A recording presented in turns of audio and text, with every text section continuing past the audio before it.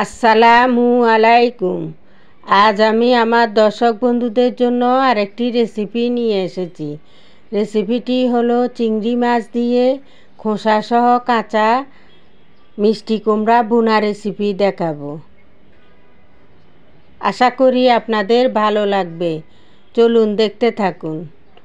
চুলা জ্বালিয়ে আমি ননস্টিক ফ্রাই প্যানে সরিষার তেল দিয়ে গরম করে রেখেছি। আজ আমি রান্নাটি সরিষার তেল দিয়ে করব। এখানে পেঁয়াজ রসুন কুচি, আদা পেঁয়াজ রসুন পেস্ট রেখেছি।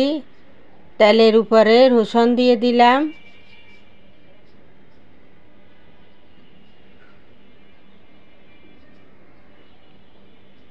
পেঁয়াজ কুচি দিলাম,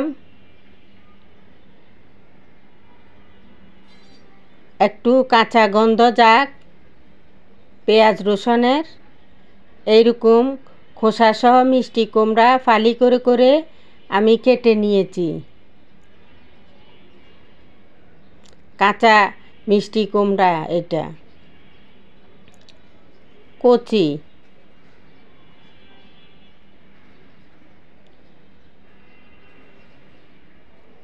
চিংড়ি মাছ কাঁচামরিচ দিয়ে দিব।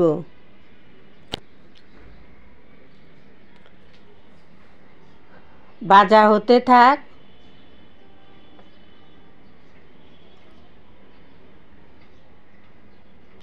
পরিমাণ মতো লবণ, জিরা, ধনিয়া, হলুদ দিয়ে দিলাম।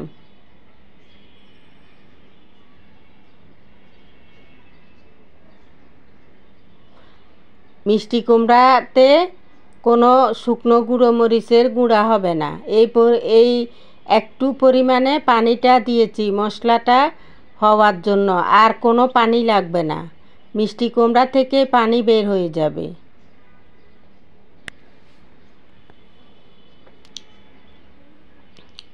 এই রান্নাটা খুবই দুর্দান্ত স্বাদের হয়। এই খোসাসহ মিষ্টি কুমড়া ভুনা রেসিপি রুটি দিয়ে পরোটা দিয়ে খেলে খুবই দুর্দান্ত লাগে। সকালবেলায় এই সবজিটি খুবই স্বাদ লাগে, মজা লাগে। আপনারা আমার ভিডিও দেখবেন, ভিডিও দেখে আপনারা বাসায় এভাবে বানিয়ে ফেলুন, দেখবেন আপনাদের কাছে খুবই মজা লাগবে, সুস্বাদু লাগবে।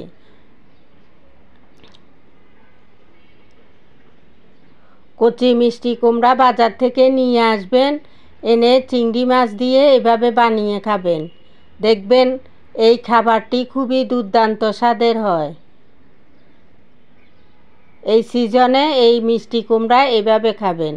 এই মিষ্টি কুমড়া বুনাতে আর কোনো পানি লাগবে না।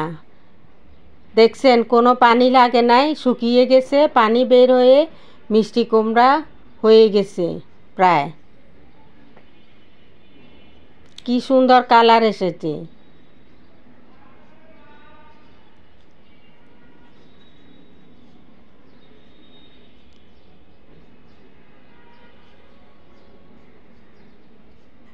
একটু পরিমাণ মতো চিনি দিয়ে দিয়েছি। চিনি দিলে মিষ্টি কুমড়াটা খুবই টেস্টি হয়।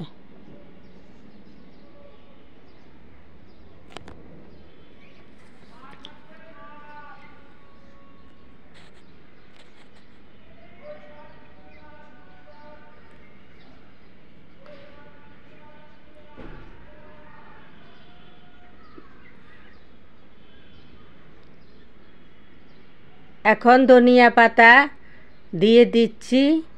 হয়ে গেল মজাদার রেসিপি, চিংড়ি মাছ দিয়ে খোসাসহ মিষ্টি কুমড়া ভুনা।